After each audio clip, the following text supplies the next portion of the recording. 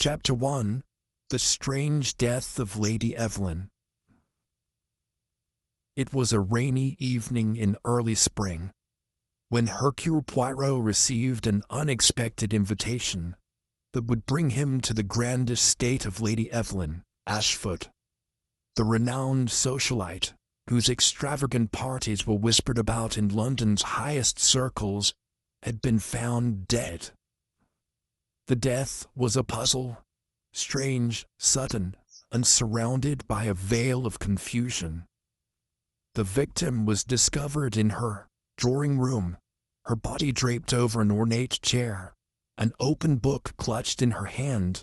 It was a nursery rhyme book, but one whose pages held no obvious connection to the circumstances of her death. Lady Evelyn's guests were still present in the grand house, a motley crew of aristocrats, writers and artists, each with an air of quiet tension hanging about them. Everyone had something to hide.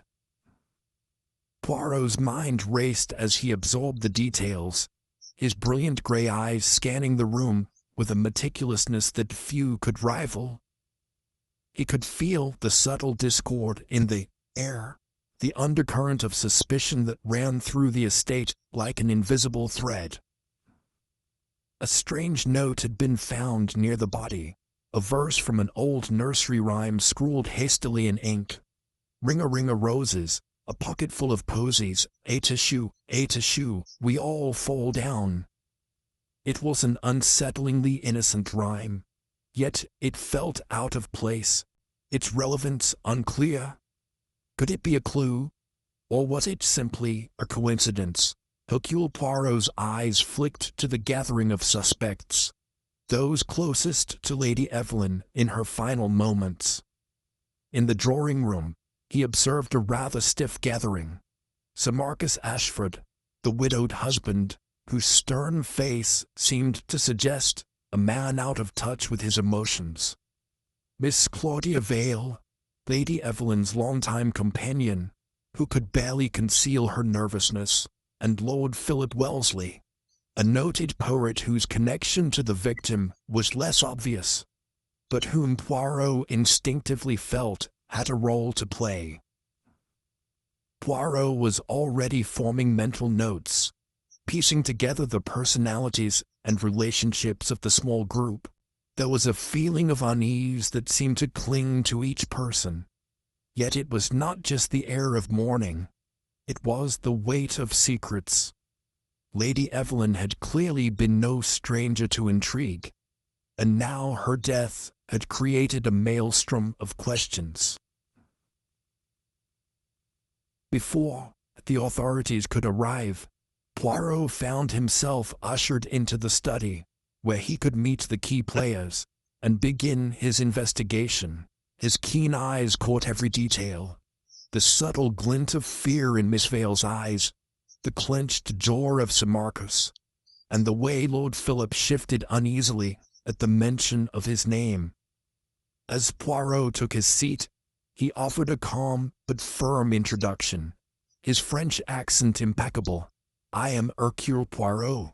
I do not believe in rushing to conclusions, mon ami. I prefer to take my time, to examine all the details, to consider each possibility. It is only then that the truth presents itself, like a flower in the garden of logic." Sir Marcus shot him a sharp look, clearly impatient. But Miss Vale seemed more relaxed, almost grateful for the detective's calm demeanor.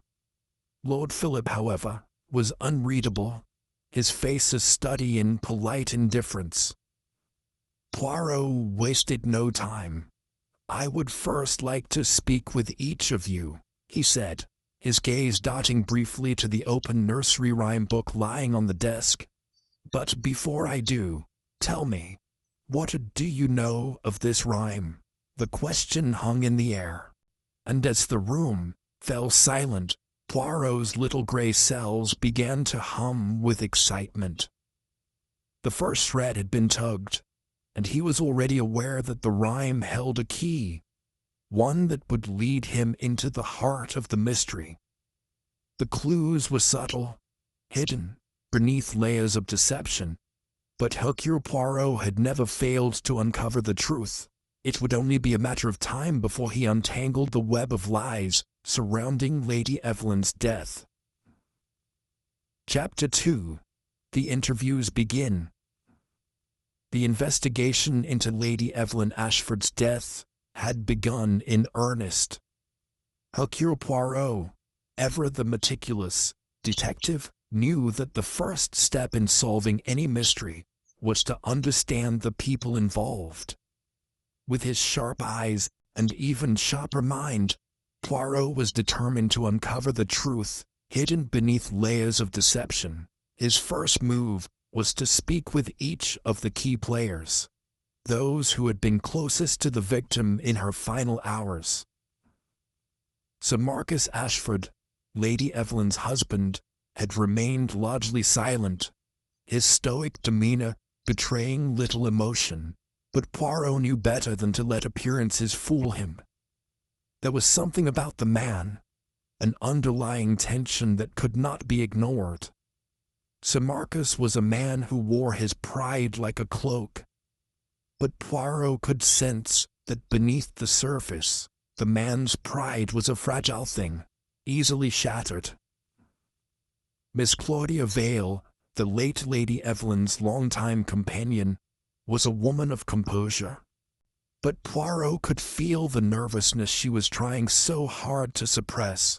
Her demeanor was that of someone who had something to hide, and yet she carried herself with an air of grace that suggested a deeper complexity. Then there was Lord Philip Wellesley, the poet. He had the look of a man who found solace in the written word rather than the spoken one. Yet his uneasy fidgeting suggested that the poet was hiding something more than just the introspective musings of an artist.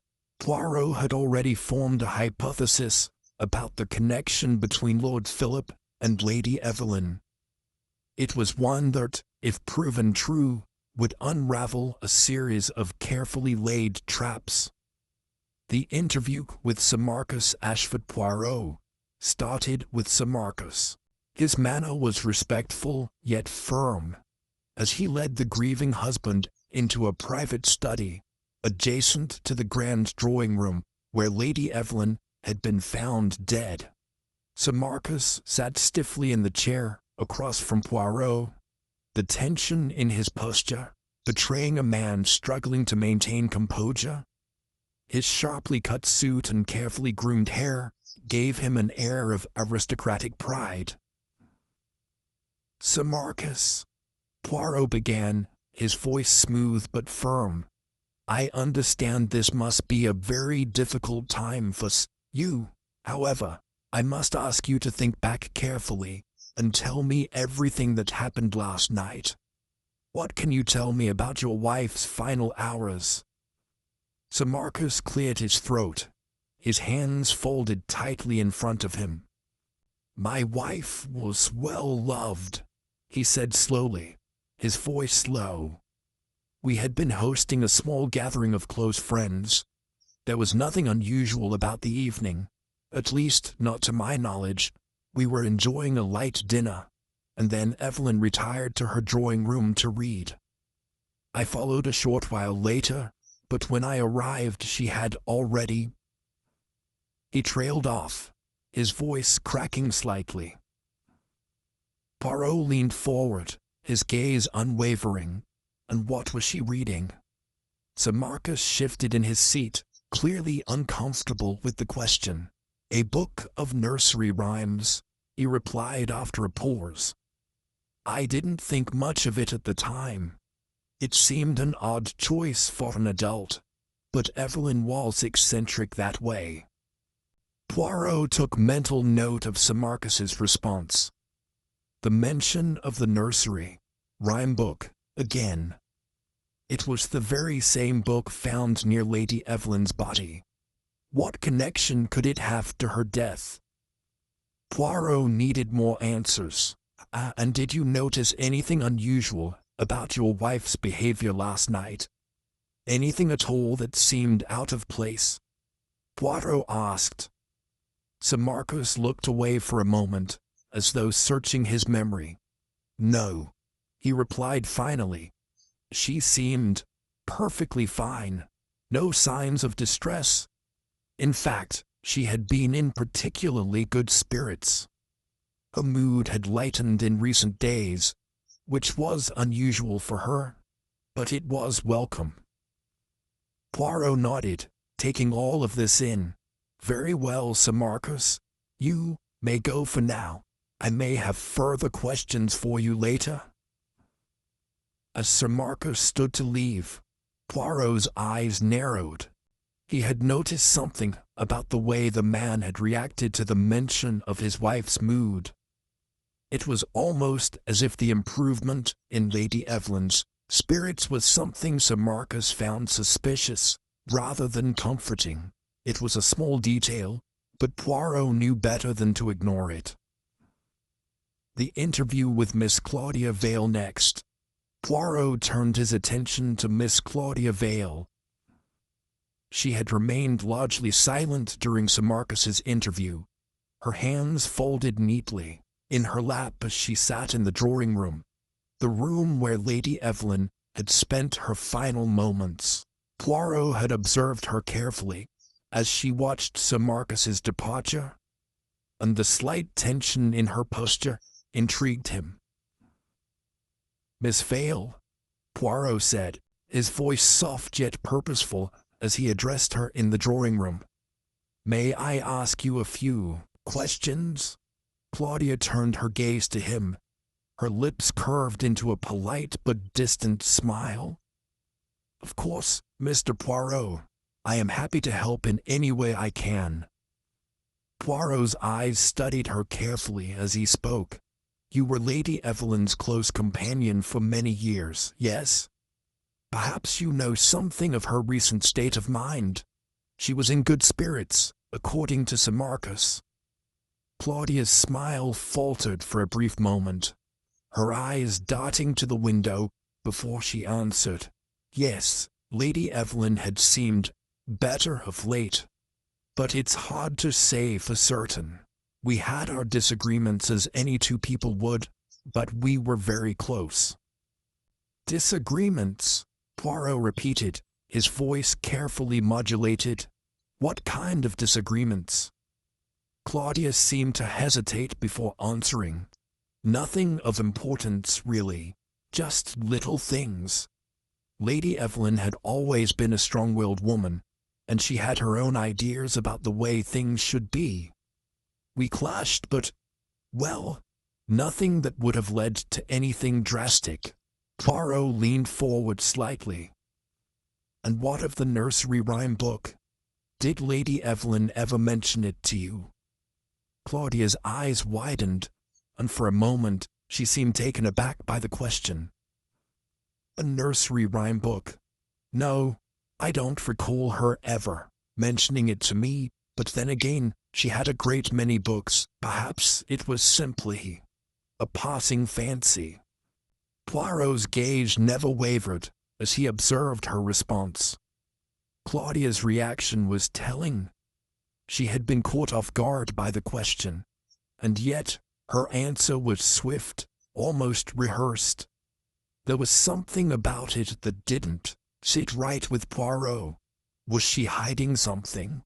Or was she merely trying to cover up her own nervousness? "Thank you, Miss Vale," Poirot said, his voice polite but firm. "I may have more questions for you later." The interview with Lord Philip Wellesley. The final interview for the day was with Lord Philip Wellesley. The poet had been quiet during the earlier interviews, his brow furrowed as he contemplated the tragic events that had unfolded. He had a somewhat melancholic air about him, and his quiet demeanor suggested a man lost in thought, perhaps overly sensitive to the emotional turmoil of the situation. Poirot led Lord Philip into a smaller study, where they could converse in private. "Lord Philip," Poirot began. "I have been made aware of your connection to Lady Evelyn. You were quite close, were you not?" Lord Philip sighed. His hands clasped together as he stared out of the window. Lady Evelyn was a remarkable woman. We had known each other for years, and our friendship had evolved over time. But of course, she was married to Sir Marcus, and that always placed a certain distance between us. "And yet," Poirot continued, "there were rumors. Some suggested that your relationship with Lady Evelyn was more than just friendly. Can you speak to that?" Lord Philip's eyes shifted to meet Poirot's. His expression was one of guarded vulnerability. "The rumors, Mr. Poirot, are just that, rumors. Lady Evelyn and I were close, yes, but nothing untoward ever occurred between us. I respected her too much for that. But I suppose, in the eyes of others, our friendship could have been misinterpreted." Poirot studied the man intently. "And the Nursery rhyme book?" he asked, his tone matter-of-fact. "Lady Evelyn was found with it in her hand. Did she ever mention it to you?" Lord Philip's expression darkened slightly, and for a moment, Poirot thought he saw a flicker of unease pass through the poet's eyes. "No," he replied slowly. "I don't believe she ever mentioned it. But I do know that Lady Evelyn was very fond of poetry, as I am. Perhaps it was merely a whim to revisit her childhood." Poirot's mind raced as he listened to Lord Philip's words. There was something in the way he spoke, a subtle shift in his voice, that suggested he knew more than he was letting on.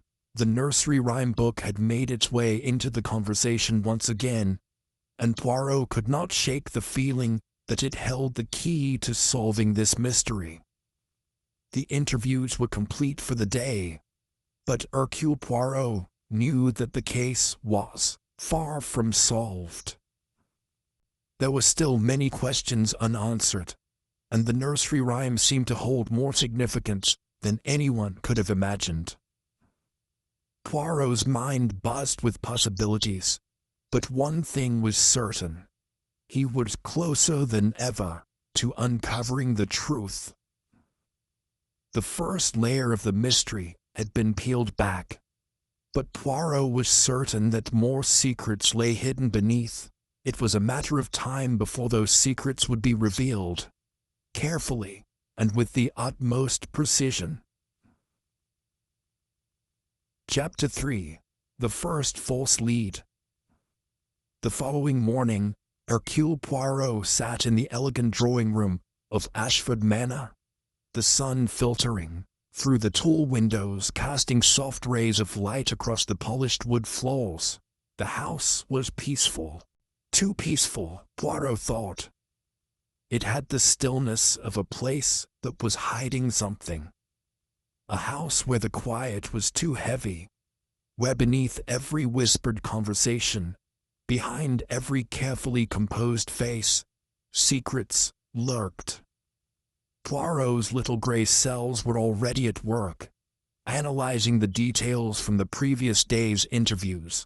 Sir Marcus, Miss Claudia Vale, and Lord Philip Wellesley all had offered their versions of the truth. But Poirot knew better than to take anything at face value. His instincts told him that someone was lying. But who and why? The nursery rhyme book, found beside Lady Evelyn's body, had seemed trivial at first. Yet it was the one constant that tied the investigation together. Everyone who had been interviewed so far had reacted to it in a manner that was either evasive or nervously dismissive. This seemingly innocent object had become the key to unlocking the case, and Poirot was determined to understand its significance. But first, he needed more information. He had made arrangements to return to Ashford Manor that morning, where he would continue his inquiry. The manor was still shrouded in the same air of suspicion, its high ceilings and ornate decor masking the tension within. The police's first lead as Poirot sipped his morning coffee. The door to the drawing room creaked open, and Inspector Charles Baines stepped inside. Baines was a man of average height, with the unremarkable features of a police officer used to dealing with the practicalities of crime. His thick, square glasses framed his face, and his uniform was pressed with the precision of someone who took their duty seriously. Yet, Poirot could see the anxiety in his eyes. Something had happened, and Baines wasn't quite sure what to make of it. "Poirot, I've got something for you," Baines said, his voice heavy with the weight of authority. Poirot placed his cup down with a delicate click and turned his full attention to the inspector. "Ah, and what have you discovered, mon ami? You have news." Baines lowered his voice, glancing around the room as though ensuring no one else was listening. "I've just received word from the constable in charge of the case. We've found something we didn't expect." Poirot raised an eyebrow. "And what is this something, Inspector?" "It's Sir Marcus Ashford," Baines continued, his voice tinged with both uncertainty and a hint of triumph. "We've discovered that Sir Marcus had been gambling heavily at a club in London. He owes a substantial amount of money, enough that it would take years to pay off. And the timing, it's suspicious.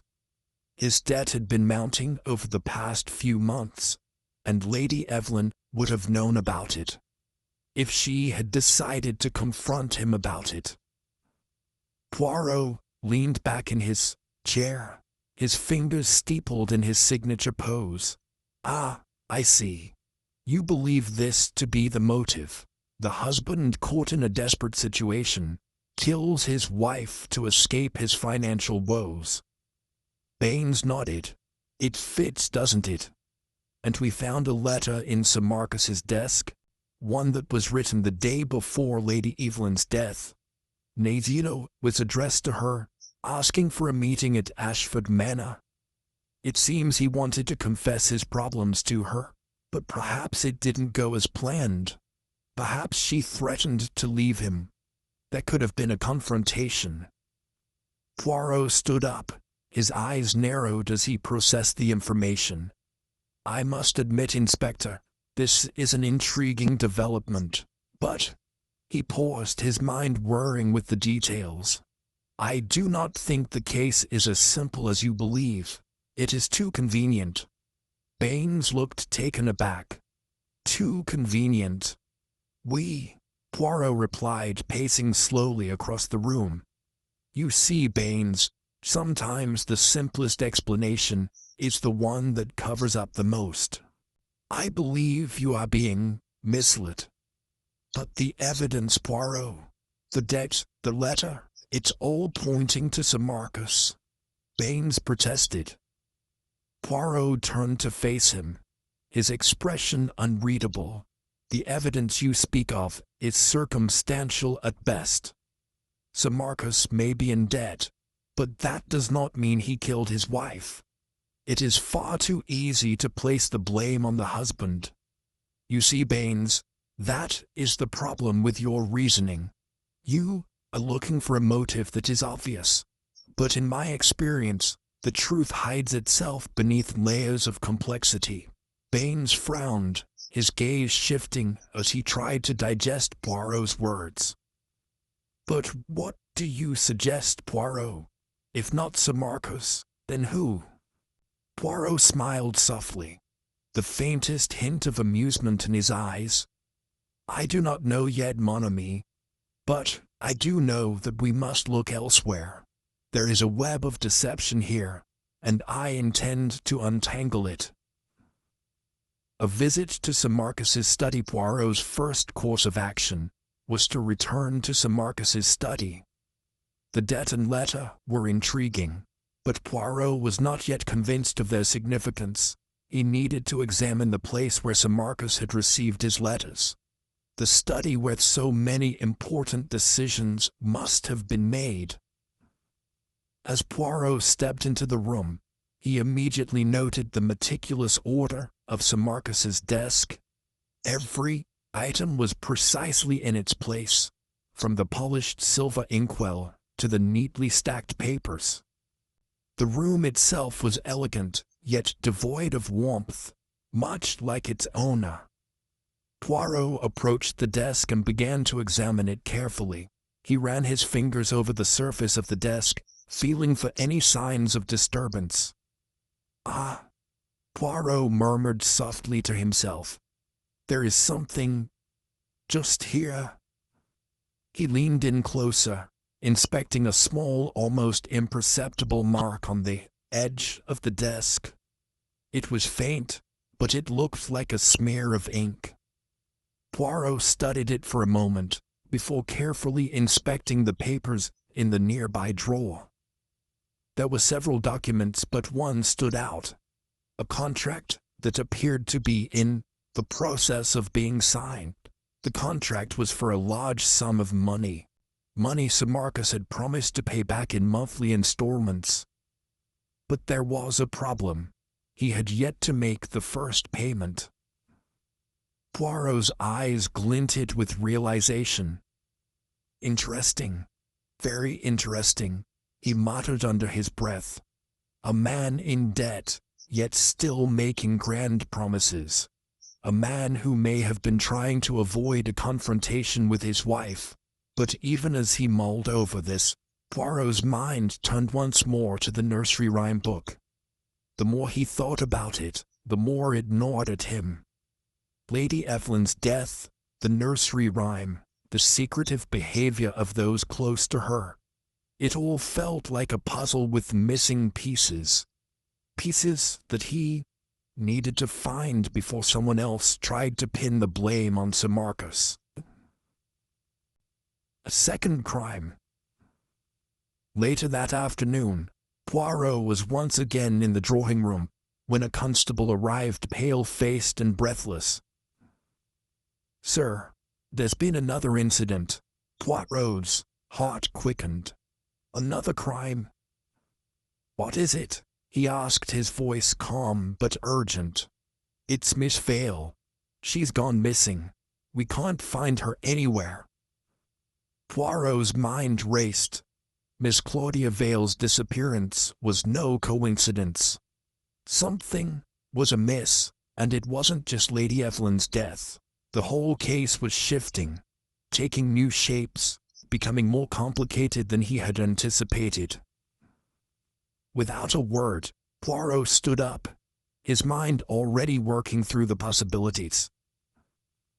"Take me to where she was last seen," he said, his tone commanding, as they made their way through the winding corridors of Ashford Manor. Poirot's thoughts were already ahead of the situation. Why had Miss Vale disappeared? Was she involved in Lady Evelyn's death? Or had she been taken for another reason entirely? A new lead. Poirot's investigation into Miss Vale's disappearance led him to a small hidden study that she had apparently frequented in her spare time. The room was quiet, and the atmosphere was heavy with the weight of uncertainty. Poirot's eyes scanned the room, his sharp gaze catching every detail. Books were scattered across the floor, a vase tipped over, and on the desk, there it was. The nursery rhyme book. Poirot walked toward it slowly, his fingers brushing the worn cover. The book was in disarray, its pages bent and torn, as though someone had been rifling through it in a hurry. But it wasn't the book itself that caught Poirot's attention. It was a single small scrap of paper tucked inside the back cover.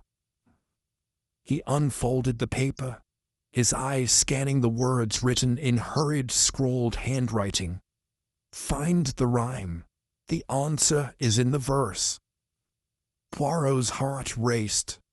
It was a message, a clue left behind by someone who knew more than they were letting on. The rhyme, the verse, it was all starting to come together as Poirot turned the page of the nursery rhyme book. His mind raced with the implications. Someone was playing a game of deception, one that was far more intricate than he had initially thought. And now he had a new lead. Chapter 4. The Puzzle in the Verse. The light in Ashford Manor's drawing room grew dim as the day turned into evening, casting a shadow over the quiet halls. Yet Hercule Poirot's mind, as always, was as sharp as ever.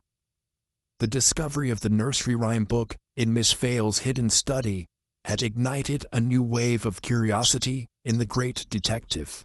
The clue left behind, a piece of paper with a cryptic message reading, "Find the rhyme, the answer is in the verse," had set Poirot's little grey cells into overdrive. He had returned to his rented quarters that evening, determined to uncover the meaning behind the verse, and to piece together the fragments of the case that were beginning to shift like sands in an hourglass. His eyes lingered on the nursery rhyme book, which now lay before him on his polished desk, its worn pages staring up at him as if daring him to uncover the truth. The room was silent, save for the faint ticking of the mantel clock and the occasional rustle of Poirot's precise movements. He leafed through the book, each page revealing a different nursery rhyme, yet none stood out immediately. The verses, while familiar, seemed benign, their simple words betraying nothing more than the innocence of childhood. Poirot could not allow himself to be deceived by the simplicity of the text. His instincts told him the answer was hidden within. Every nursery rhyme had a history, a context, a deeper meaning. But which one held the key to unlocking Lady Evelyn's murder, and possibly Miss Vale's disappearance? The verse that stood out, Poirot's fingers danced across the pages until one rhyme in particular caught his attention. A verse he had not heard in many years. He sat up straighter as he read it aloud in his soft, deliberate manner. "Bar, bar, black sheep, have you any wool?" "Yes, sir, yes, sir. 3 bags full. 1 for the master, 1 for the dame, and 1 for the little boy who lives down the lane." The rhyme, though playful, struck Poirot with a sense of foreboding. On the surface, it seemed to speak of a sheep offering its wool, but Poirot knew that no nursery rhyme was as simple as it seemed. Why had this particular rhyme appeared in Miss Vale's study? What had it meant to her? The rhyme's simple wording might be a clever disguise, masking something far darker beneath its seemingly innocent layers. Poirot turned the page, searching for any other clues that might indicate a connection to the case. He needed to break this down. The rhyme mentioned 3 bags full of wool, each going to a different person: the master, the dame, and the little boy.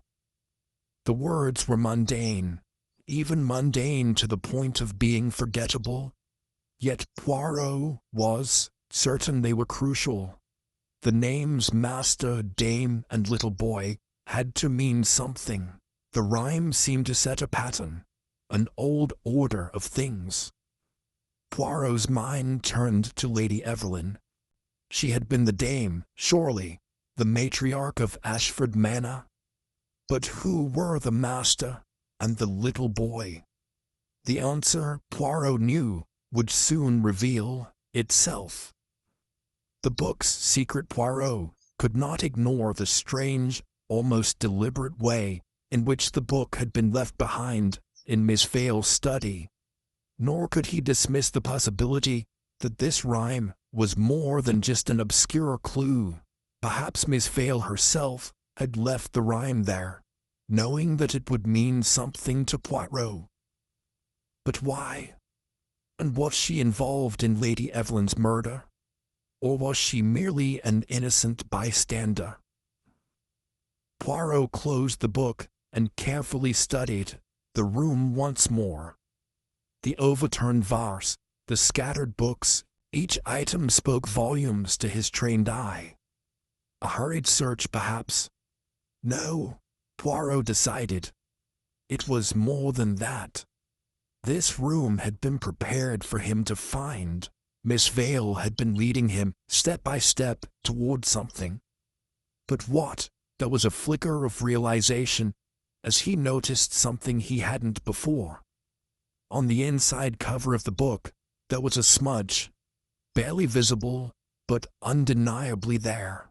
Poirot's keen eyes narrowed. It was a fingerprint, faint but clear. He picked up a magnifying glass and inspected it closely. The fingerprint was unique, a signet of someone who had touched the book with deliberate intent. With careful precision, Poirot used a small cloth to rub the print with a hint of powder. It was enough to reveal the impression. His eyes widened as he recognized the print. It was Lady Evelyn's. Poirot sat back in his chair, a wave of understanding washing over him. Lady Evelyn had held the book at some point. It was her book. The rhyme belonged to her. But if that were true, then why had it been placed in Miss Vale's study? The hidden connection. Poirot's thoughts were interrupted by the soft knock of a servant on the door. The butler entered, offering a polite bow. "Excuse me, Monsieur Poirot," the butler said, "but Sir Marcus Ashford requests a meeting. He has new information he wishes to share with you." Poirot raised an eyebrow, surprised by the urgency in the request. Sir Marcus Ashford, the man who had been the primary suspect, was now asking to speak with him. Was this an act of desperation, or was the man trying to throw Poirot off the scent? "Very well," Poirot said, setting the nursery rhyme book aside. "I shall meet with him now." The confrontation with Sir Marcus A. Short while later, Poirot found himself standing in front of Sir Marcus's study once again. The room was a bit grand, with its dark mahogany furniture and tall shelves lined with books, the windows casting a gloomy light as dusk settled in. Sir Marcus sat behind his desk, his face pale and drawn. His eyes were bloodshot, as if he had not slept for days. Poirot's presence seemed to weigh heavily on Sir Marcus, but he motioned for the detective to take a seat. "Monsieur Poirot," he began, his voice tight, "I must admit, I was not entirely forthcoming with you the other day. There are matters, things I did not tell you." Poirot's lips curled into a slight smile. "Ah, mon ami, I suspected as much. You have not been entirely honest with me. But no matter. We all have our reasons, do we not?" Sir Marcus shifted uncomfortably in his chair. "It is true that I owe money. The debts have been growing, and I didn't want Evelyn to know. I thought I could handle it, find a way out. But when she discovered the truth, well..." He trailed off, clearly agitated. "I did not kill her, Poirot. I would never have harmed her. She was everything to me." Poirot leaned forward slightly, his eyes narrowing as he observed Sir Marcus closely. "And yet, you had a letter in your desk. A letter requesting a meeting with her on the night she died. How do you explain that?" Sir Marcus's face flushed. The letter was an apology. He said quickly, "I wanted to tell her everything, to beg for her forgiveness. I feared losing her, Poirot, but I did not harm her. I could never do that." Poirot's gaze softened, but only slightly. "I believe you, Sir Marcus. But someone else is hiding something. You are not the only one with secrets in this house." At that, Sir Marcus fell silent, his eyes darting nervously around the room. Poirot could see that there was more to the story, more than Sir Marcus was letting on. But what? A mysterious visitor. Later that night, Poirot sat alone in his quarters, pondering the new developments. Sir Marcus had admitted his financial troubles, but his story seemed incomplete. The letter, the nursery rhyme, and now Lady Evelyn's fingerprints on the book.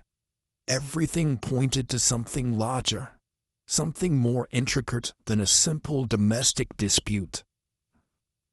As Poirot turned the pages of his notes, he heard a soft knock at the door. He opened it to reveal the butler once again, his expression grave. "Excuse me, Monsieur Poirot," the butler said. "There's someone here to see you. A visitor, a woman. She says she has information that may help you." Poirot's curiosity piqued. "Bring her in." A moment later, a woman stepped into the room, her face partially obscured by a veil. She was tall, elegant, and her presence seemed to command the room. Her eyes, however, were filled with a strange mixture of fear and resolve. "I am Lady Geraldine," she said quietly, her voice trembling slightly. "I have information about the murder of Lady Evelyn." Poirot's pulse quickened. Another lead, another piece of the puzzle. "Tell me, Lady Geraldine," he said, motioning for her to sit. "What do you know?" She took a deep breath, her hands clasped tightly in front of her. "I knew Lady Evelyn. We were close once. But I never thought it would come to this." She hesitated, her eyes darting nervously around the room. It was Claudia Vale. She was in love with Sir Marcus, and she... But before she could finish, the sound of hurried footsteps echoed down the hallway, and Lady Geraldine's voice faltered. Was this the breakthrough Poirot had been waiting for? Chapter 5. The Unraveling. Fred Poirot stood at the window, watching the rain fall steadily outside.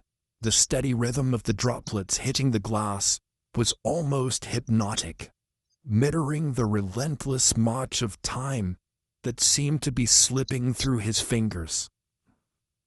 The case had taken another unexpected turn, and yet, the more he uncovered, the more elusive the truth became.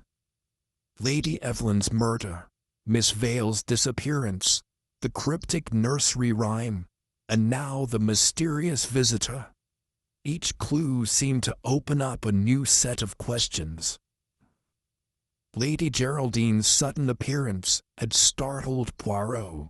She had come with a sense of urgency. Her face veiled in both fear and resolve. But her arrival also raised suspicion. She claimed to know something vital about Lady Evelyn's murder, but her words were cut short by the interruption that had left her trembling. "What do you know, Lady Geraldine?" Poirot had asked, his mind racing. "Who exactly is Claudia Vale, and how is she involved in all of this?" The lady's words hung in the air, like the scent of a storm before the rain. Claudia Vale. That name had cropped up repeatedly in the investigation, and now it was clear that she had some link to both Sir Marcus Ashford and the late Lady Evelyn. But what? Was she a lover? A rival? Or had she been something darker? An accomplice in a plot Poirot had yet to understand. Poirot's thoughts were interrupted by the soft knock of the butler at his door. "Excuse me, Monsieur Poirot," the butler said, his voice strained. "Sir Marcus Ashford has requested to see you once more. He insists it is urgent." Poirot turned away from the window, feeling the weight of the case settling on his shoulders like a heavy cloak. "Of course," he replied. "Show him in." A desperate confession. The door opened, and Sir Marcus entered the room, his usually impeccable appearance now slightly disheveled. His face was pale, his eyes bloodshot, as if he had not slept or eaten properly in days. He had the air of a man under immense pressure, a man whose world was crumbling around him. Poirot studied him carefully. There was something different in Sir Marcus's demeanor now, something that suggested the man was on the edge of a breaking point. Poirot gestured to the chair opposite his own. "Please, Sir Marcus, sit. You have news for me, I understand." Sir Marcus sank into the chair with a heavy sigh. He seemed hesitant, as if weighing his words carefully before speaking. "Poirot, I've come to confess something," he began, his voice shaking. "I don't know who else to turn to. I've told you part of the truth, but there's more, much more." Poirot remained silent, his eyes fixed on Sir Marcus as he spoke. "The truth about Claudia Vale," Sir Marcus continued. "She's not just some woman I've known. She was more than that. She was obsessed with me, and when she learned about Lady Evelyn and I, she became dangerous. She threatened to ruin me, but I never thought she would go this far." Poirot's interest was piqued. "Go on," he urged, his voice calm but insistent. Sir Marcus leaned forward, his eyes wild with fear. "She didn't just want me, Poirot. She wanted everything. The house, the title. She was planning to marry me, to take Evelyn's place. But Evelyn was not a fool. She knew. She confronted Claudia, and I should have done something sooner. I should have stopped it." Poirot's mind raced as he took in Sir Marcus's confession. "You are telling me that Claudia Vale was the one who—" "No," Sir Marcus interrupted, shaking his head violently. "No, I didn't kill Evelyn, I swear it. But I was too weak to stop her. I was too weak to get out of the mess she had created. She wanted Evelyn out of the way, but she couldn't do it herself. She needed help. She turned to someone else." Poirot's curiosity deepened. "Someone else? Who?" Sir Marcus looked around the room, as if to ensure no one was listening. He leaned in closer, his voice dropping to a whisper. "Miss Vale, Claudia. Claudia convinced her to help. She said that they could make it look like an accident. They planned to kill Evelyn. They planned to poison her." Poirot's expression remained unreadable, but his mind was already processing the information. And did they succeed? "No," Sir Marcus replied, his voice trembling. "Evelyn fought back. She must have suspected something. She was never going to be easy to deceive. That's why Miss Vale panicked. She must have changed the plan at the last moment." Poirot's brow furrowed. "You are suggesting that Miss Vale was directly involved in the murder?" Marcus nodded slowly. "Yes, I believe she was. But she didn't do it alone. Claudia manipulated her. And now I fear It's too late to stop what's coming. Claudia is still out there, and she won't stop until she gets what she wants. Poirot sat back in his chair, absorbing Sir Marcus's words. The plot was thickening, and yet many questions remained unanswered. What had driven Miss Vale to become an accomplice in such a crime? What was the true motive behind Claudia Vale's actions? And why had she left such an elaborate trail of clues? Clues that Poirot now followed like breadcrumbs, leading him ever closer to the truth. A dangerous game. After Sir Marcus left, his confession hanging heavy in the air, Poirot found himself alone once more, pondering the enormity of what had just been revealed. The layers of deception, the twisted web of relationships, and the undeniable sense that something darker was at play, all gnawed at him. Miss Vale, Claudia Vale, Sir Marcus Ashford. Each of them had a role to play in this tragedy. But who was the true mastermind? Poirot's mind turned to the nursery rhyme book once more. Lady Evelyn's fingerprints on the pages, the cryptic verse, the references to wool and the different recipients. The rhyme seemed like a key to unlock the entire mystery. The rhyme spoke of 3 bags of wool, one for the master, one for the dame, and one for the little boy. The words were simple, but they held a deeper meaning, one that Poirot was still trying to decipher.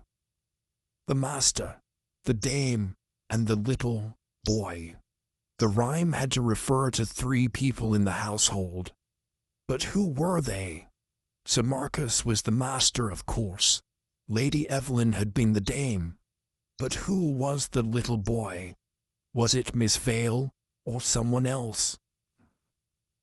Poirot's thoughts were interrupted by a sharp knock on the door. It was the butler again, this time with an urgent expression. "Excuse me, Monsieur Poirot," the butler said, "but there is something you must see. A package has arrived for you, marked with your name." Poirot raised an eyebrow. "A package? Please bring it to me." A moment later, the butler returned, holding a small unmarked package wrapped in plain brown paper. Poirot took it from him, his fingers tracing the edges of the package. It felt light, as though it contained only a small object. He carefully tore open the paper, revealing a small wooden box. The box was intricately carved, with delicate patterns that seemed almost familiar. Poirot opened the box slowly, his fingers trembling slightly as he peered inside. At first, it appeared empty, but then he noticed something nestled in the bottom. A small folded piece of paper. He unfolded it carefully, revealing a message written in elegant script. 3 bags full. One for the master, one for the dame, and one for the little boy. You've missed the 4th. Poirot's heart skipped a beat as the words settled in his mind. A 4th bag. But the rhyme spoke of only 3. Who was the 4th person, and how did they fit into this twisted puzzle? The final piece. Poirot's mind raced as he pieced together the meaning of the new clue. The 4th bag. It was a piece of the puzzle that had eluded him. Was it possible that someone else had been involved in Lady Evelyn's death? Someone who had been hidden in plain sight all along? Poirot had learned over the years that the truth was rarely straightforward. It often hid behind layers of deceit, behind the masks people wore to protect themselves. But the key was always there, waiting to be uncovered. He stood up abruptly, his mind made up. There was only one person who could hold the answer to the final question. The 4th bag, the missing piece. It was time to confront Miss Vale herself. Chapter 6. The web tightens. Poirot paced slowly across the room, his mind working at full capacity as he thought through the revelations of the last few days. The mysteries that had once seemed so simple were now tangled in a web of deception and uncertainty. Sir Marcus Ashford's confession, the cryptic nursery rhyme, the hidden clues. The more Poirot uncovered, the more intricate the puzzle became. But the most perplexing question still remained. Who was truly responsible for Lady Evelyn's murder? The missing fourth bag mentioned in the note had been a breakthrough, yet it had only led to more questions. Claudia Vale's involvement, Sir Marcus's hesitant confession, and the ever-present shadows of Lady Evelyn's tragic demise seemed to pull Poirot deeper into a game of psychological manipulation. A game that none of the players seemed fully aware they were participating in. Poirot took a deep breath. His mind focused on the next step. He had a theory, but before he could begin to piece it together, he needed to confront the one person who might hold the key to unraveling the mystery. Claudia Vale.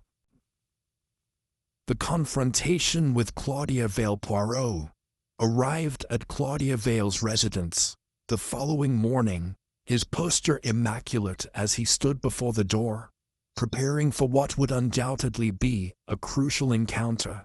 He had visited her once before, but at that time, his questions had been met with a calm and measured demeanor. Too calm, perhaps, for someone caught in the midst of such a dark plot. This time, Poirot was determined to break that facade. The cook-a-shoe-hoosh door creaked open, and a maid ushered Poirot into a tastefully decorated sitting room, where Claudia Vale sat, her eyes downcast. She was a striking woman, tall and composed, with dark, penetrating eyes that seemed to miss nothing. Her demeanor remained calm, even as Poirot entered the room and took a seat across from her. "Ah, Mademoiselle Vale," Poirot began, his voice smooth yet firm. "You are quite the enigma, I must say. A woman of many talents and perhaps even more secrets." Claudia's lips curled into a slight smile, but it did not reach her eyes. "I assure you, Monsieur Poirot, there are no secrets. Here, I've told you everything I know." Poirot studied her carefully, looking for any sign of discomfort, any flicker of guilt or fear. He found none. "Everything you say," he replied, raising an eyebrow. "Then you must explain to me what you meant by your involvement with Sir Marcus Ashford." Claudia's expression faltered only for a moment, but Poirot had already seen it. The briefest of hesitations, a shift in the balance of power. "I've already told you," she said, her voice calm. "I had a history with Sir Marcus, but nothing more. He was a friend. He is a friend." "Ah, but that is not what Sir Marcus tells me, mademoiselle," Poirot countered. "He speaks of a different relationship, one that involved threats, jealousy, and even murder. Tell me, how do you explain that?" Claudia's eyes narrowed slightly, but she did not respond immediately. Poirot pressed on. "And then there is the matter of the nursery rhyme, Mademoiselle Vale.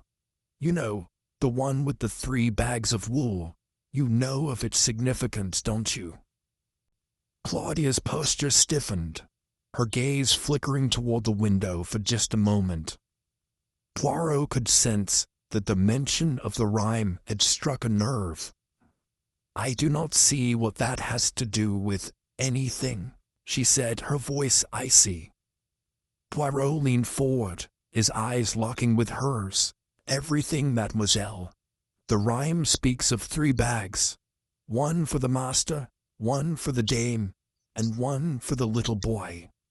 But who, I wonder, is the fourth bag?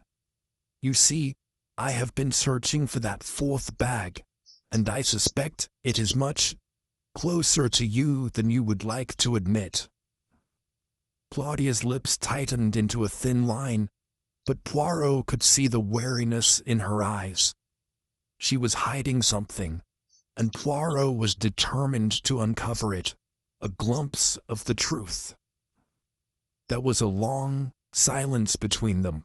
Claudia Vale's eyes flickered toward the door, as though contemplating making a hasty exit. Poirot, however, remained unmoved, his gaze unwavering. He knew that the next words out of her mouth would be crucial. "I do not know what you are insinuating," Claudia said at last, her voice tinged with frustration. "I have no involvement in Lady Evelyn's death, Monsieur Poirot. You are wasting your time." Poirot smiled, though his expression held no trace of warmth. "Ah, but you see, mademoiselle, you are mistaken.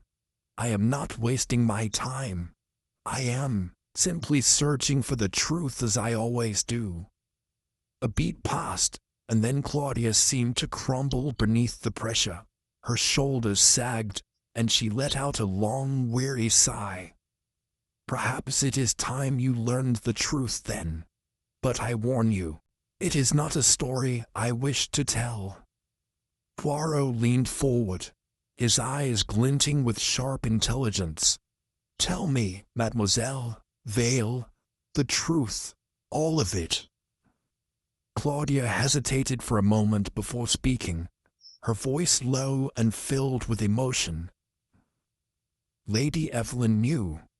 She knew that I was once involved with Sir Marcus. She knew that I still had feelings for him. She knew everything. And when she confronted me, she threatened to expose everything. She told me she would ruin me, and I would lose everything." Poirot's heart raced as he absorbed her words. "So, you admit it. You had a motive to see her gone." Claudia's lips trembled. "I did not kill her, Monsieur Poirot.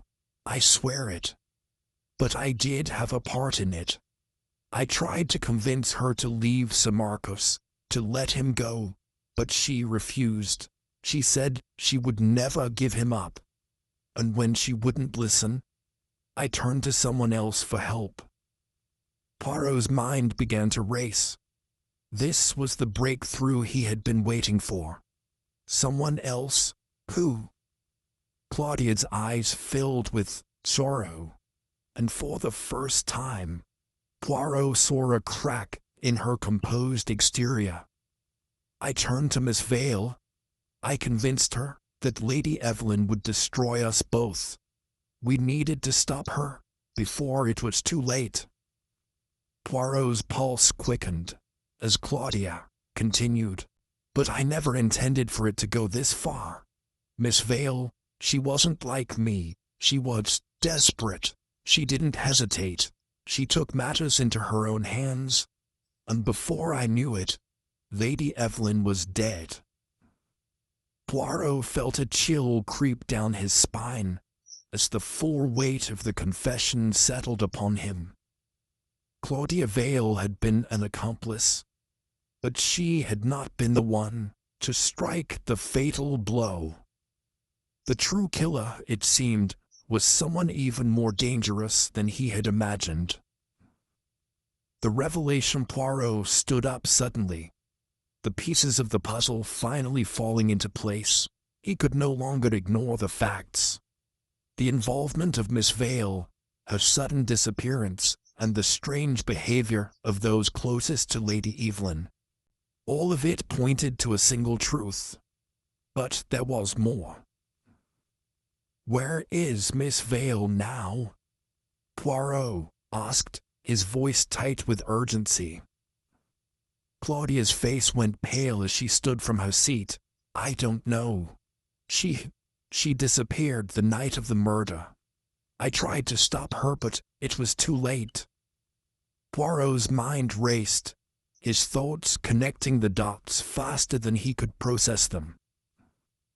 Claudia Vale had confessed to being complicit in Lady Evelyn's death, but Miss Vale was the one who had carried out the crime. She had been the one to take the final step and push Claudia's plan into deadly action. Poirot turned swiftly toward the door. "You are not the only one hiding something, mademoiselle. I must find Miss Vale, now. She is the key to this mystery." A dangerous chase. The rain had stopped, but the air felt thick with anticipation. As Poirot left Claudia Vale's residence, his mind laser-focused on finding Miss Vale before she could disappear for good. He had no time to waste. The clock was ticking, and if Miss Vale was indeed the killer, she would stop at nothing to cover her tracks. Poirot made his way through the streets of London, his footsteps quick but measured. He had a single destination in mind: Miss Vale's last known location, a small flat on the outskirts of town. If he was right, it was there that the final pieces of the puzzle would fall into place. Chapter 7. The final clue. Poirot's mind was a maze of thoughts, each turn more complex than the last, as he made his way through the bustling streets of London. The rain had returned, and the once sunny city had taken on a darker hue, as though it too were preparing for the climax of the tangled mystery he had been unraveling. Claudia Vale's confession had only heightened his sense of urgency. Miss Vale was still out there, and with each passing moment, the chances of her disappearing forever seemed to grow. The cryptic nursery rhyme, the hidden bags, and the psychological games had all led Poirot to this point. A final confrontation with the woman who had, in many ways, orchestrated Lady Evelyn's murder. He could almost feel the tension tightening around him as he approached Miss Vale's flat, a dark and uninviting building on the outskirts of town. As Poirot ascended the narrow staircase to the third floor, his thoughts lingered on the final pieces of the puzzle. Claudia Vale had admitted to seeking help from Miss Vale, but Miss Vale's motives were still unclear. Why had she killed Lady Evelyn? Was it simply for revenge? Or was there something more, something deeper and darker, at play? Poirot's sharp mind raced with possibilities as he reached the door to Miss Vale's flat. He knocked once, twice, his knock deliberate and firm. There was no answer. His instincts told him that Miss Vale was inside. He could almost feel her presence through the walls. Without waiting for a response, Poirot produced a small key from his pocket. A key that had been given to him earlier by a trusted contact who had once worked with Miss Vale. The door creaked open, revealing a small but tidy apartment, dimly lit by the soft glow of a single lamp. Poirot stepped inside, his every movement calculated, his senses heightened. He paused for a moment, taking in the surroundings. The room was neat, but there were signs of recent disturbance. A chair had been overturned, papers scattered across the floor, and the smell of perfume lingered in the air.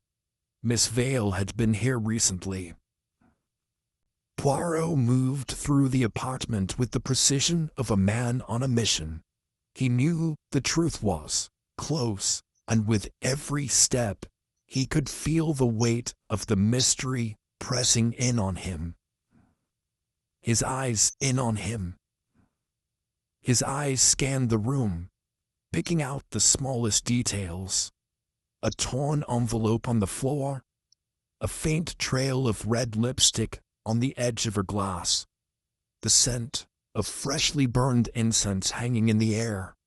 It was the small things that Poirot always paid attention to, and it was these details that would ultimately lead him to the final clue.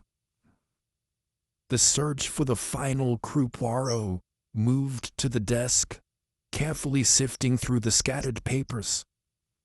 A few were letters. The ink, smudged by water, appeared to be a hurried hand. None of them seemed to provide any immediate insight, but Poirot knew better than to discard anything too quickly. He needed to find the one thing, one detail, that would lead him to Miss Vale, and expose the truth once and for all. His gaze flicked to the bookshelves along the wall. There, among a collection of novels and various works of fiction, Poirot spotted something unusual. A small leather-bound book stood slightly askew on the shelf, as though it had been moved recently. Curious, he pulled it from its place and opened it to the first page. It was a nursery rhyme book, an old one, its that pages yellowed with age. Poirot's fingers traced the title, and for a moment he was lost in thought. Could this be the final piece? The nursery rhyme that had been so central to the case? Was it more than just a riddle? Was it a key to something deeper, something hidden right under his nose? He flipped through the pages carefully, his eyes scanning the familiar nursery rhymes until one in particular caught his attention. It was the same rhyme from Lady Evelyn's note, the one with the 3 bags, but this time the words seemed different.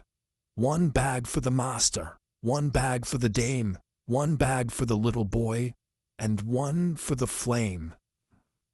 The rhyme had changed. Poirot's heart skipped a beat. 1 for the flame, he muttered under his breath. What did it mean? What was this new clue telling him? The flame, was it a metaphor? Or was it something more literal? Poirot closed the book gently and placed it back on the shelf. His mind raced as he pondered the new line. Was it a reference to something that had been overlooked? Something in the environment that could provide the final piece of the puzzle? He turned to face the rest of the room, his gaze sharp and calculating. The flame. His eyes moved to the fireplace in the corner of the room, the small embers still glowing faintly beneath the grate. Poirot took a few steps closer, his mind working swiftly. The fire, of course, the flame, was not just a poetic turn of phrase. It was a literal clue. He knelt down in front of the fireplace, peering closely at the ashes and the charred remnants within. There, nestled among the blackened wood, Poirot spotted a small object, part of a broken locket. He carefully retrieved it, his fingers delicate as they brushed away the soot. It was unmistakable. The locket had once been part of a matching set, but only one half remained. The other half, he realized, had to be with Lady Evelyn.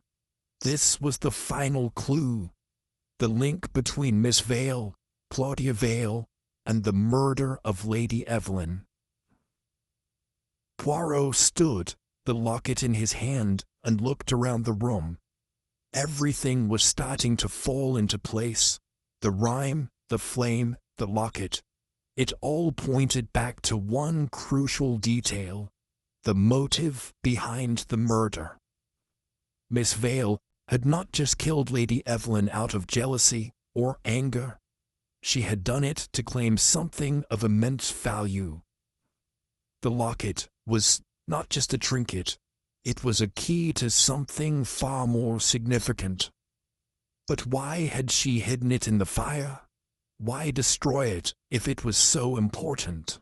Poirot's mind worked tirelessly, his thoughts flashing to the earlier pieces of the puzzle. Lady Evelyn had been connected to a great wealth, and that wealth was somehow tied to the mystery of the locket.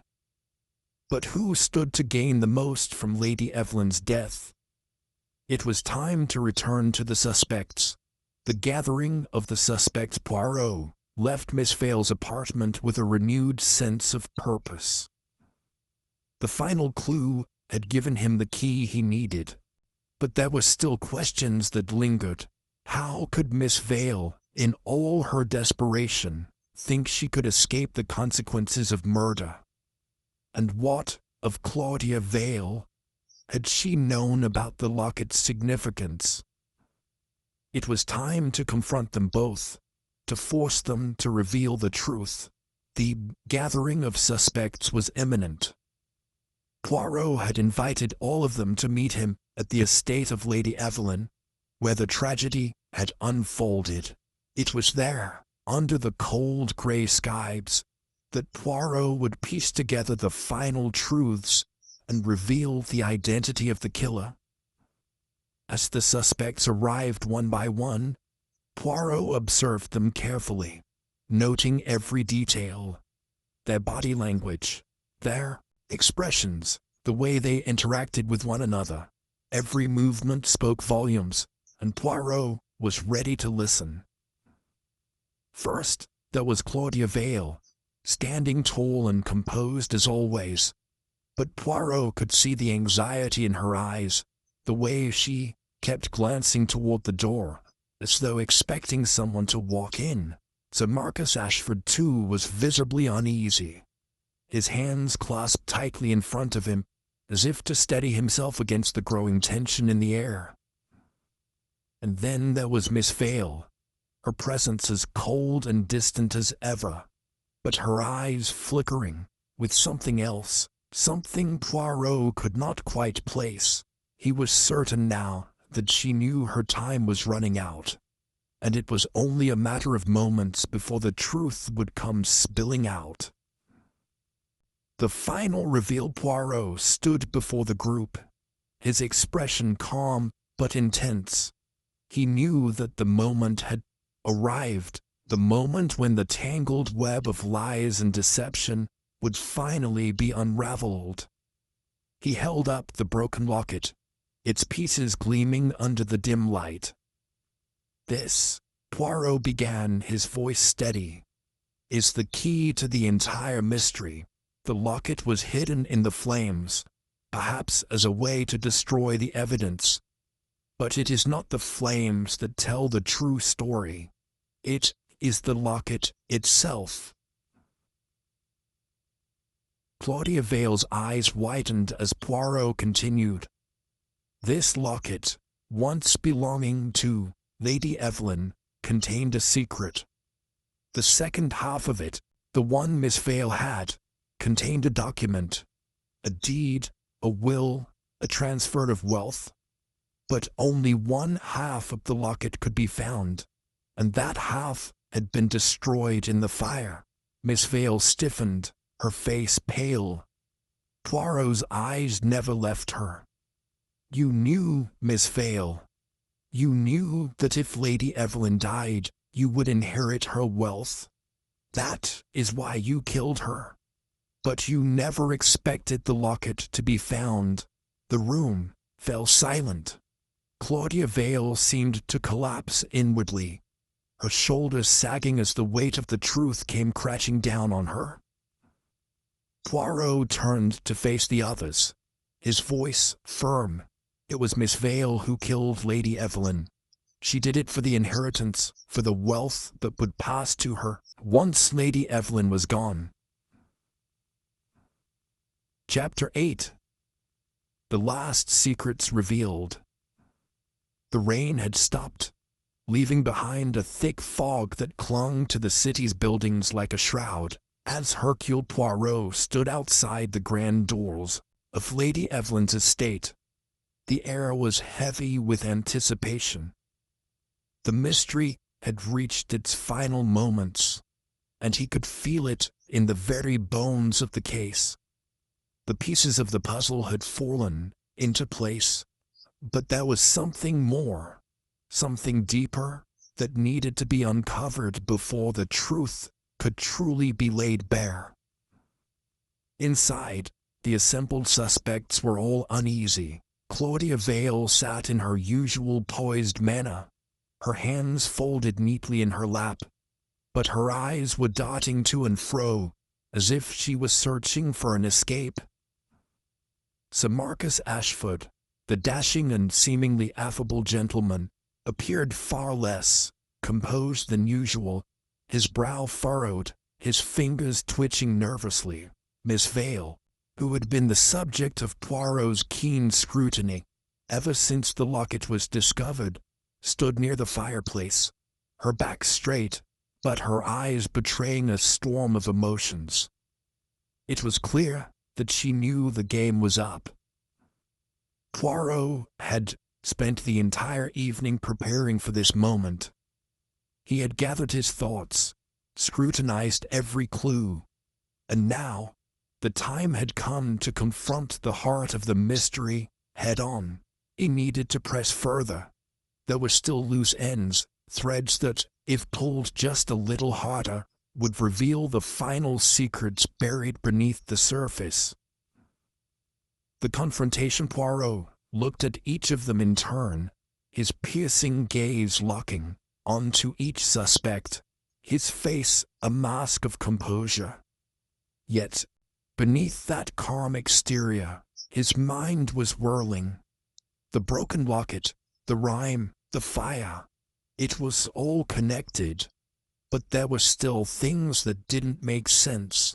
His instincts told him that someone in the room was hiding something far more significant than they realized. "Ladies and gentlemen," Poirot began, his voice crisp and measured, "we have come to the final chapter of this tale, and while the locket has revealed much, there are still matters that must be clarified, even before we reveal the identity of the one responsible for Lady Evelyn's untimely demise." He paused, allowing his words to sink in. The room fell silent, tension thick in the air. The rhyme, Poirot continued, was not merely a whimsical riddle. It was a carefully constructed message left by Lady Evelyn herself. The bags mentioned in the nursery rhyme had significance, yes, but there was a deeper meaning behind them, a meaning that led me to the locket. Poirot held the broken locket up, its shattered halves glinting in the dim light of the room. But there was something more, something that, until now, had remained hidden. Miss Vale's eyes flickered for a moment, a brief but telling reaction. Poirot was quick to notice. "You see," Poirot said, his voice becoming more deliberate, "the rhyme also hinted at a truth that only one person could have known. One person who had been close to Lady Evelyn in a way no one else could understand." Claudia Vale shifted in her seat, her posture suddenly more rigid. She had been silent for the past few moments, her eyes glancing nervously at the others. Poirot noticed her unease, and he wasn't the only one. Sir Marcus Ashford too seemed to be watching her intently, as though he were waiting for her to speak. Poirot's gaze returned to Miss Vale. "The key to understanding everything lies in this very rhyme, and its connection to your past with Lady Evelyn. Miss Vale, you were more than just her confidant, weren't you?" Miss Vale stiffened, her lips parting as though to speak. But she closed her mouth again, clearly struggling to maintain her composure. "Speak, Miss Vale," Poirot urged gently. "Your silence will only delay the inevitable. You were a part of this puzzle all along."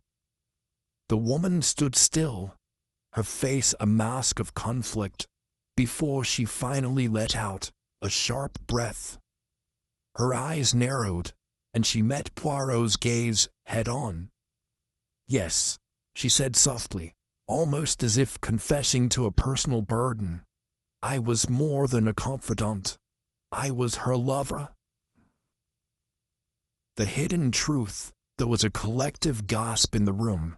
Claudia Vale's eyes widened in shock, while Sir Marcus Ashford looked taken aback, his earlier bravado replaced by confusion. "Her lover?" Claudia Vale whispered, her voice trembling. "But I never knew." Miss Vale's gaze hardened, though there was a sadness in her eyes that spoke volumes. "It was never meant to be discovered. Lady Evelyn and I shared a bond, an intimate one. But we were careful. We kept it secret, hidden from the world. No one could know the truth." Poirot nodded slowly, absorbing the weight of her confession. It explained much, too much in fact. Lady Evelyn's death had not simply been about greed or jealousy. It was personal. It was a crime of passion, of betrayal, and the rhyme. Poirot asked, keeping his voice steady. Miss Vale's expression darkened. "It was my message to Lady Evelyn, a secret between us. I had known about the inheritance, the wealth that Lady Evelyn stood to gain. But I had also known about the way she was using it. She wanted more. She wanted to control things. She wanted to be the one in power, not just the one with wealth.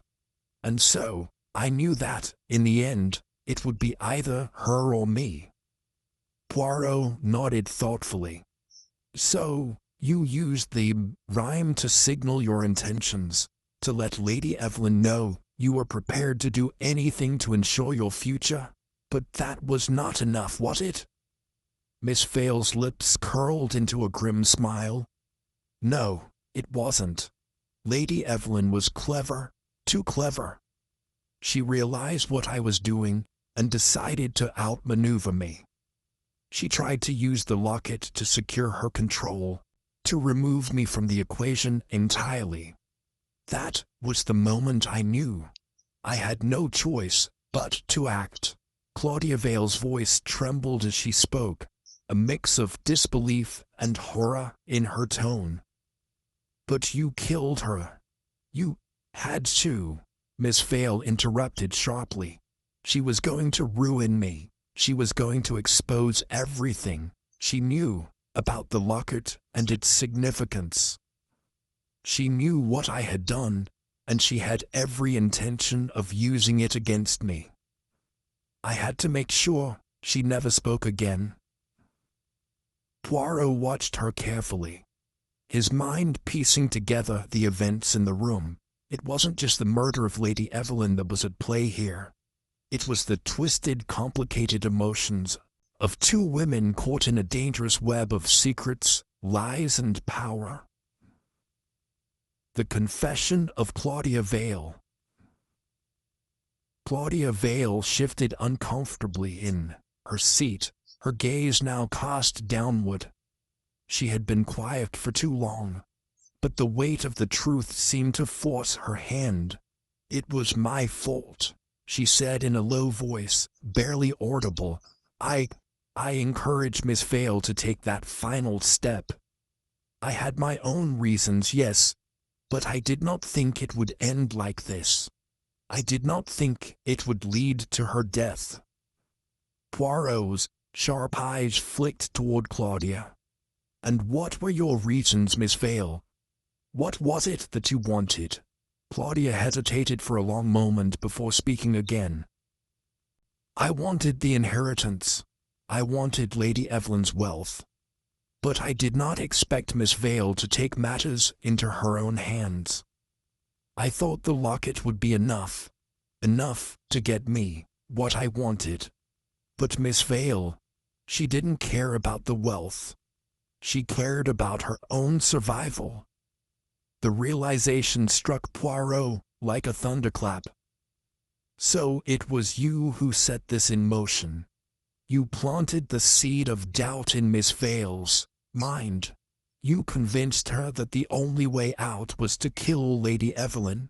Claudia's face crumpled. I never thought she would do it. I never thought she would actually go that far. But once she did, I was trapped. There was no turning back. I couldn't stop her, and I couldn't let anyone know what we had done.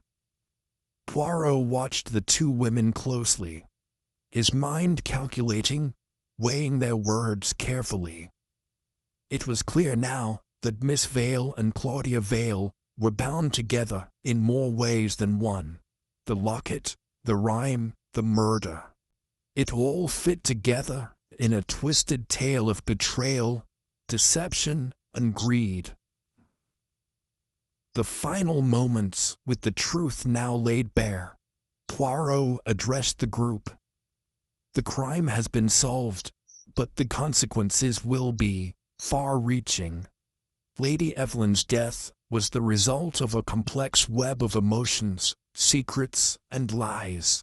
Both of you, he looked at Miss Vale and Claudia, played a part in her demise. But now, justice must be served. The silence in the room was palpable. Claudia Vale looked away, unable to meet Poirot's gaze. Miss Vale, too, appeared, resigned to her fate. The weight of their actions was heavy on them both, and there was no escaping it. Poirot took a deep breath. You will both be held accountable for your roles in this tragic event. But there is no need for further deception. The truth has been revealed. And so the final chapter of the case was written. Hercule Poirot, with his ever-steady mind, had unraveled the tangled web of lies and deception. Lady Evelyn's death was no longer a mystery. The secrets, once buried beneath the surface, had been brought to light, and justice had been served.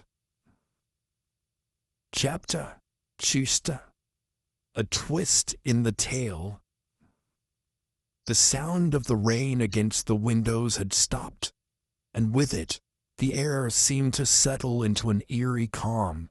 Hercule Poirot, seated at the center of the drawing room, watched the suspects closely.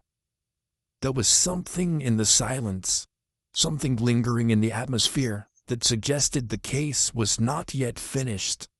Something unfinished, unresolved. Lady Evelyn's death had been explained, but there were still questions, lingering doubts, that needed to be answered. Poirot had learned long ago that nothing was ever truly as it seemed. Even when a case appeared closed, he knew better than to dismiss a feeling, a sudden shift, or a strange inconsistency. His mind, razor-sharp and ever-watchful, had picked up on something odd, something no one had noticed before. For all her confessions, for all the pieces that had come together, Miss Vale's final words still echoed in his mind. "I had to," she had said. She was going to ruin me. The desperation in her tone had been clear, but Poirot, ever observant, had noticed something else. A subtle contradiction in her story. A gap between what she had said and what the evidence had suggested. Lady Evelyn had been killed in her own home, the clues pointing to the intricate play between greed, betrayal, and love. Yet, the most important question, who had the most to gain, had not been answered entirely. The locket, the rhyme, and the careful orchestration of events pointed to Miss Vale. But Poirot had always believed there was more to uncover. The revelation of a hidden hand. Poirot stood from his chair and began to pace the room slowly, his hands clasped behind his back. The crackling fire in the hearth flickered in the dimly lit room, casting long shadows across the walls. The atmosphere was heavy with the weight of his thoughts. "Ladies and gentlemen," Poirot began, breaking the silence, "I must admit that the case as it stands has appeared to be solved. But I find myself still troubled. There is a final piece, an important clue that we have yet to consider. And it lies with one person who has been overlooked." He turned toward Sir Marcus Ashford, who had been sitting in quiet contemplation, watching Poirot's every move. The man stiffened slightly, his eyes narrowing. "Sir Marcus," Poirot continued, his voice steady, "you have been a central figure in this investigation, yet your role has remained somewhat ambiguous. You were close to Lady Evelyn, you were the one who discovered her body, and you were among the first to be questioned by the authorities. But I wonder—" Poirot let the question hang in the air. Sir Marcus shifted uncomfortably in his seat, avoiding Poirot's gaze. "I have told you everything I know, Poirot. I have nothing more to add." Poirot smiled slightly, but it was a knowing smile. "Ah, but I believe there is more, Sir Marcus. You see, I have been thinking about your behavior, your actions during the investigation, and most importantly, your relationship with Lady Evelyn." At this, Sir Marcus's face turned ashen. His hand reached for the glass of water on the table, but his fingers trembled as they wrapped around it. Poirot observed him closely, noting the subtle shift in his demeanor. "You knew Lady Evelyn well, did you not?" Poirot continued. "You were, after all, the one who introduced her to Miss Vale. Your involvement with her, and with this case, runs much deeper than you have let on." A deep silence filled the room. Sir Marcus looked as though he were about to speak, but stopped himself. It was as though Poirot's words had struck him at the very core of his being. Poirot's expression softened slightly, though his eyes were sharp. It is not uncommon for someone to become emotionally attached to a victim, especially if there is a personal connection. But it is also not uncommon for that attachment to become something else entirely when wealth and power are involved. Sir Marcus's lips parted as though to argue, but Poirot raised a hand, signaling him to remain quiet. "I believe you were not just a friend to Lady Evelyn," Poirot said, his voice cutting through the tension. "I believe you were her lover." The room fell silent. Sir Marcus's face was now a shade of pale white, and his hand shook violently as it grasped the glass. "Poirot," Sir Marcus finally whispered, his voice low and trembling. "You do not understand. This is not how it seems.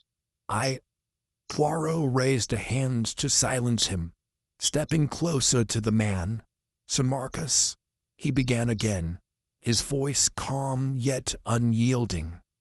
"You see, I understand very well.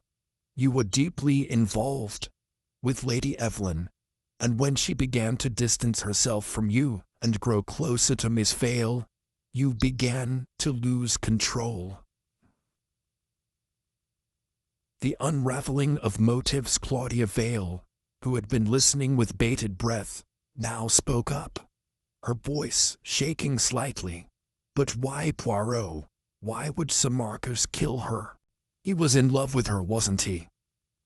Poirot turned his gaze toward her. "That, my dear, is the most tragic part of this whole affair. You see, Sir Marcus did love Lady Evelyn. But love, when it is born of jealousy and insecurity, can lead a man." Looked back at Sir Marcus, who was now visibly sweating. The weight of Poirot's accusation seemed to press down on him, his every movement stiff and calculated. Lady Evelyn, in her wisdom, had begun to see through Sir Marcus's motivations. She realized that he was no longer the man she had once known. His obsession with her wealth, and with the inheritance she stood to gain, drove a wedge between them. As she pulled away, Sir Marcus realized that he would lose not only her love, but her wealth as well. In a moment of desperation, he made the decision to end her life. Poirot paused, allowing the gravity of his words to settle in the room. Sir Marcus's face twisted in anguish, and his eyes were wild with emotion. "No, no, Poirot, you're wrong," Sir Marcus stammered. "I didn't kill her.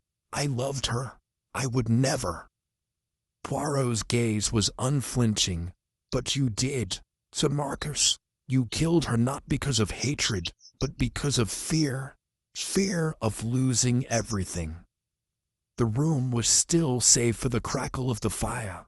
Sir Marcus stood up suddenly, as though propelled by a force he could no longer control. "You do not understand," he said, his voice rising in pitch. "She was going to leave me. She was going to take everything from me. She told me she was going to give it all to Miss Vale. I couldn't let that happen. I couldn't." Poirot's voice cut through the chaos. "And so, you killed her.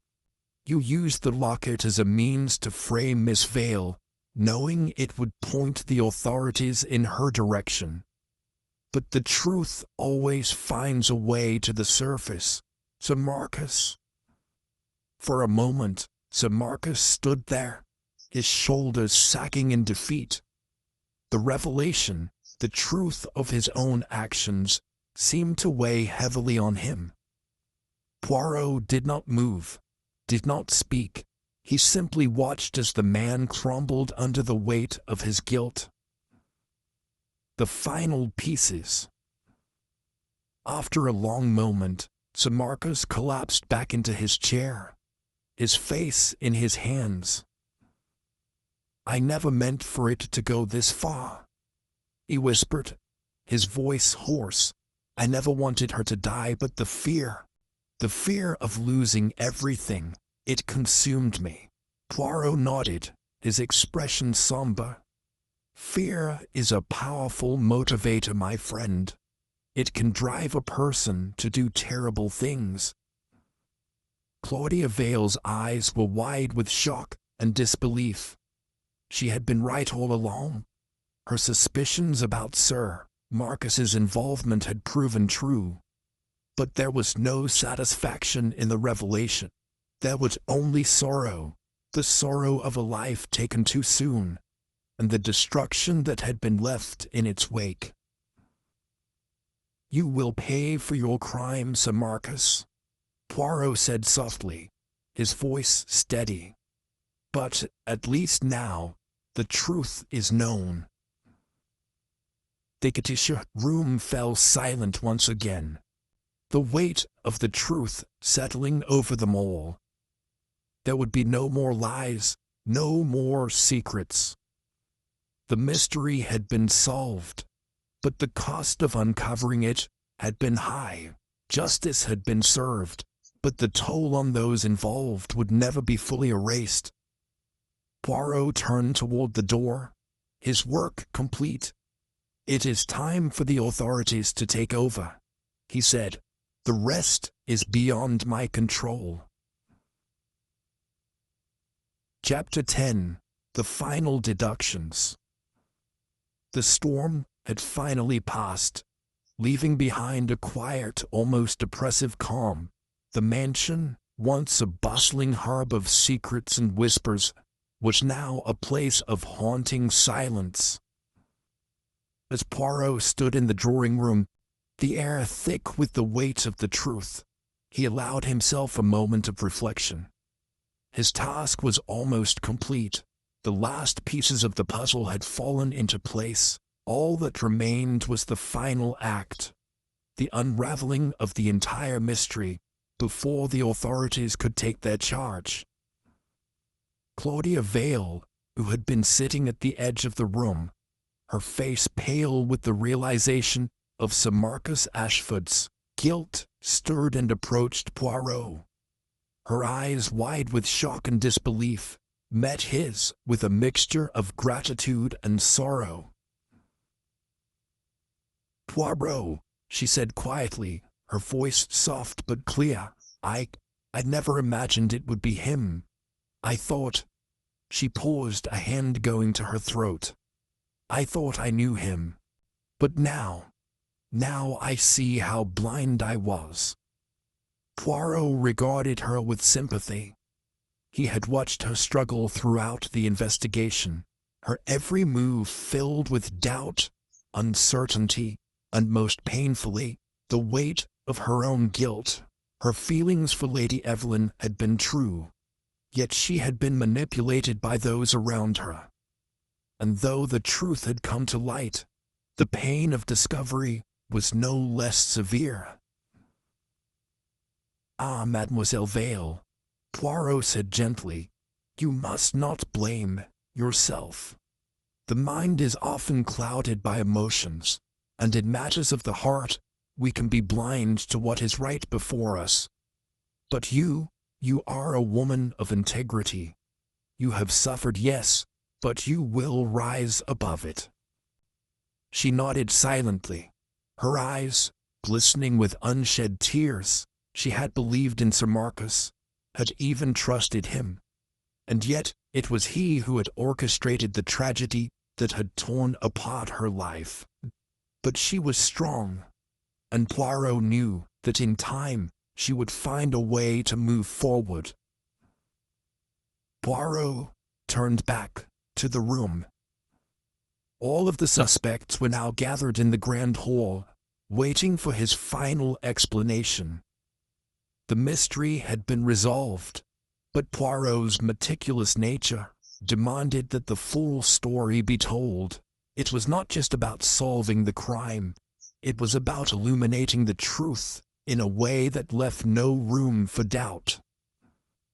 He entered the room where Sir Marcus Ashford sat, still slumped in his chair, his face pale and haggard, his once proud demeanor shattered. The man was no longer the confident and charming aristocrat that had first walked through Poirot's door. He was a broken figure, consumed by the weight of his own actions. Sir Marcus's eyes flickered up as Poirot approached. "So, it is over then?" he said, his voice hollow. "Oui, Sir Marcus," Poirot replied, his voice calm yet firm. "It is over, but it is important that you understand exactly how you arrived at this point, and why your actions led to the death of an innocent woman." Sir Marcus's expression faltered. "I told you, Poirot. I never meant to—" "Do not waste your breath," Poirot interrupted, his voice quiet but filled with authority. "I know what you meant. You meant to preserve your reputation, your wealth, and your control over Lady Evelyn. But in your desperation, you made a fatal error, one that sealed the fate of your lover." The art of deception. Poirot's eyes narrowed as he paced slowly in front of the suspects, his mind meticulously piecing together the events that had led them to this point. Every detail, every conversation, every glance, all of it had been scrutinized in the quiet corners of his mind. He had seen it all. "You see," Poirot began, "it was not just Lady Evelyn's wealth that you sought, Sir Marcus. It was her love, her attention. She was drifting away from you. She had grown tired of the games, the lies, and the manipulation. But you, Sir Marcus, could not accept that. You believed with all your heart that you had the right to control her fate.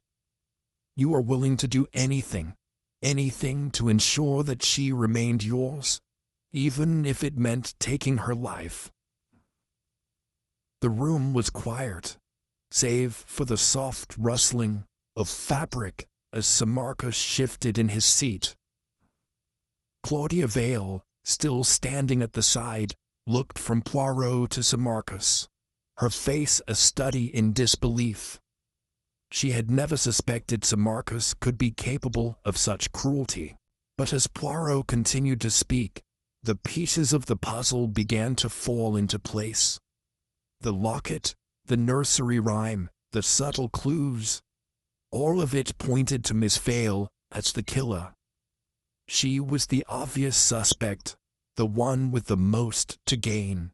But it was not Miss Vale who killed Lady Evelyn. No, it was you, Sir Marcus. Poirot's voice grew steadier as he continued. You used the nursery rhyme as a diversion, knowing it would lead the police to believe that Miss Vale was the murderer. You had planted the rhyme in Lady Evelyn's personal items, knowing that it would cast suspicion on her. You manipulated the entire situation to make her seem guilty. Poirot paused, letting the weight of his words settle in the room. Sir Marcus's eyes flickered nervously, but he did not speak. He had no defense. The rhyme, Poirot continued, was not a clue in and of itself. No, it was a distraction, a clever ruse to mislead everyone. But the real clue, the key to unlocking the truth, was hidden in plain sight. The locket. The locket's secret. Poirot's voice softened, and he turned to Claudia Vale. Miss Vale, you must understand that it was never you who was the murderer. You were simply a pawn in a much larger game. Claudia's eyes widened as she began to comprehend the extent of the manipulation. But why? Why would he frame me? I didn't have anything to do with it. Poirot smiled, a small, almost sad smile. Because you were the one closest to Lady Evelyn, and more importantly, you were the ones likely to be accused. Your jealousy, your closeness to the victim, your status as a rival, these were the elements Sir Marcus played upon. He knew the police would look to you, and, in your grief and confusion, you nearly became the perfect scapegoat. Claudia's hands trembled at her sides. She had been on the verge of losing everything. The life she had built, her reputation, her freedom, all because of the lies of a man she had once trusted. Poirot turned back to Sir Marcus. You killed Lady Evelyn with the intent of preserving your place in her life. You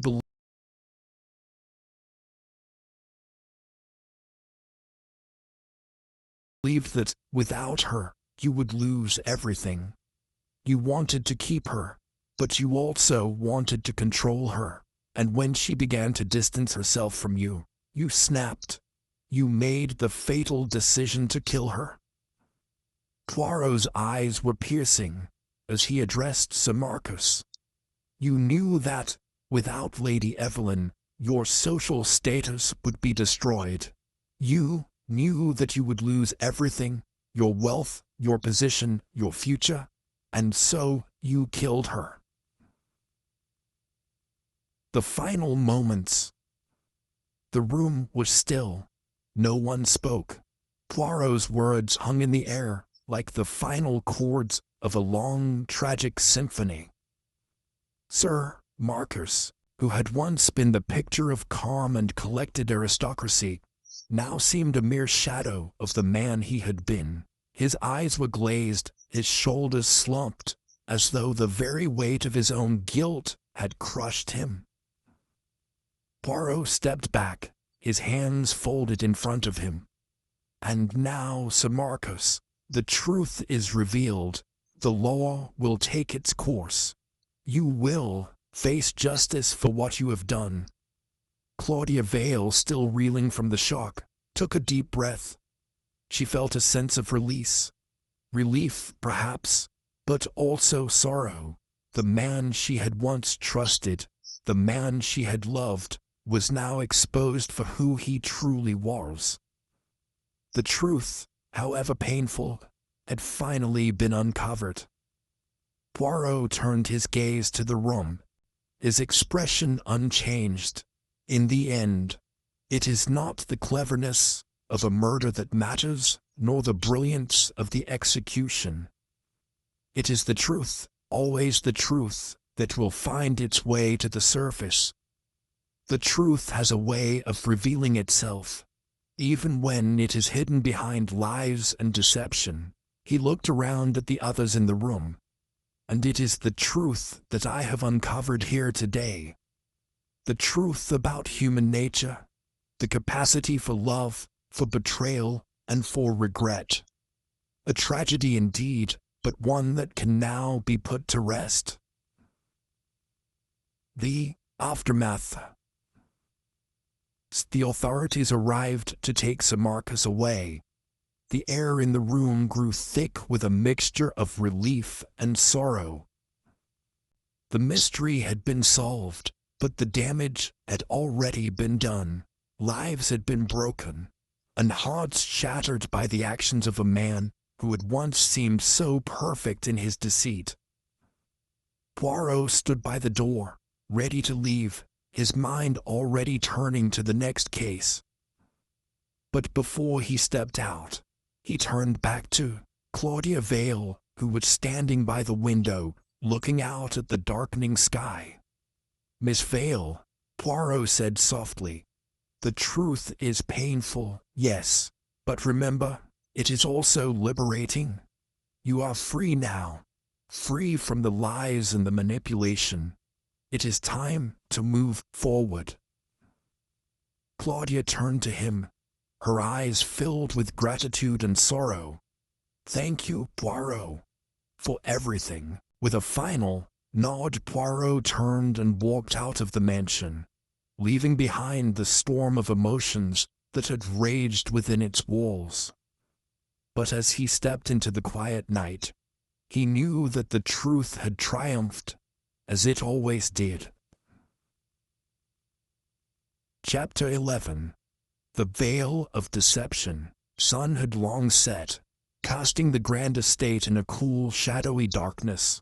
The once vibrant gardens lay quiet under a blanket of night, and the distant hum of the city seemed a world away. Inside the mansion, Poirot stirred at the base of the grand staircase, his mind whirring with the details of the case. There was something deeper, something more insidious, hidden within the web of lies and deceit that he had been unraveling. Sir Marcus Ashford had been arrested. The truth of his involvement in the murder of Lady Evelyn Ashford, now undeniable, yet, as Poirot considered the remaining puzzle pieces, something nagged at him. It wasn't the outcome that troubled him, but rather the method. Everything had fallen into place too easily, too neatly, and Poirot, ever the skeptic, knew that mysteries were rarely so straightforward. The wind howled outside, rattling the windows in the grand hall. Poirot moved with his usual precision, his mind focused on the few remaining loose ends: the locket, the nursery rhyme, and the strange, almost otherworldly events that had unfolded. The clues were there, yet the deeper significance had yet to be revealed. Claudia Vale had gone home, her grief-stricken heart no longer burdened by the weight of suspicion. But Poirot was not yet ready to let the case go. He had one more visit to make, and this time it would not be to a suspect or an acquaintance. It would be to a person who had remained largely silent throughout the investigation. Someone who, while not overtly connected to the crime, had been present at every crucial juncture. Lady Evelyn's former maid, Miss Hattie Wilde. Miss Hattie Wilde's silence. The tall stone building where Miss Wilde resided was an imposing structure, far removed from the grandeur of Ashford Manor. It was a modest place, one that seemed to carry the weight of time within its walls.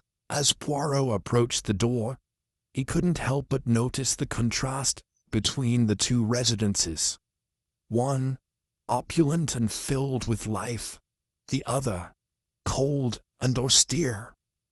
The difference mirrored the roles these two women had played in the unfolding tragedy. One, rich and powerful, had been taken from the world too soon. The other, seemingly insignificant, might hold the key to unraveling the final threads of the mystery. Poirot knocked once, twice, and the door was opened by a woman whose features were as sharp and angular as the structure of the house itself. Miss Wilde was tall, her pale skin stark against the dark dress she wore. Her eyes, however, told a different story.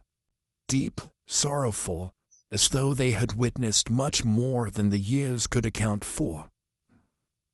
"Ah, Monsieur Poirot," she said, her voice low but steady. "To what do I owe the pleasure?"